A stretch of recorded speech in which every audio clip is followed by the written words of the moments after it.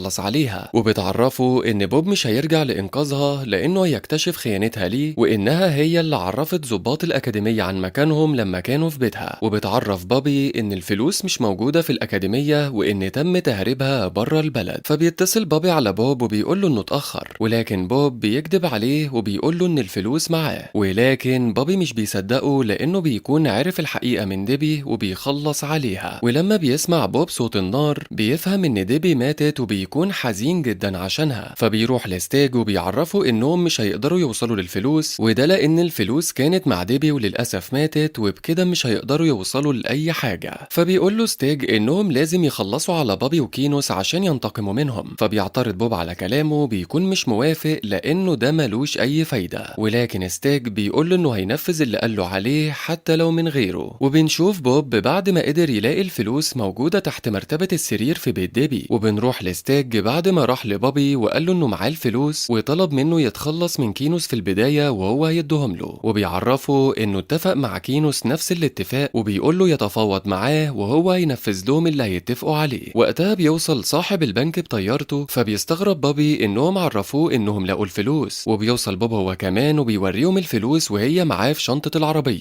ووقتها بيفجر بوب عربيته بالفلوس اللي فيها وبيبدأ ضرب النار، وبيتعاون بوب وستيج وبيقدروا يخلصوا على بابي ورجالته وشوية من ضباط الأكاديمية. وبيقدر رجالة صاحب البنك إنهم يطيروا بالطيارة مرة تانية ولكنه مش بيكون معاهم، فبيستغل ستيج مهارته في التصويب وبيخلص على الطيار وبتقع الطيارة. وبنشوف إن كل اللي موجودين ماتوا ما عدا بوب وستيج وكينوس وصاحب البنك، وبيكون كينوس مصوب على ستيج اللي بيكون مصوب على صاحب البنك اللي بيكون مصوب على بوب. فبيتفق بوب وستيج وبيخلصوا عليهم في نفس الوقت، وبكده بيكون الناجين هم بوب وستيج بس، وبياخدوا الفلوس وبيمشوا من المكان اللي هم فيه. بعدها بنشوفهم وهم قاعدين في نفس الكافيه اللي اتفقوا فيه للمرة الأولى على سرقة البنك، وبيكونوا بيتفقوا إنهم يسرقوا مرة تانية. وبنفهم من كلام بوب إنه ما ضحاش ب43 مليون كلهم وإنه لسه معاه فلوس منهم. وهنا بيخلص الفيلم. أتمنى تعملوا لايك وسبسكرايب للقناة،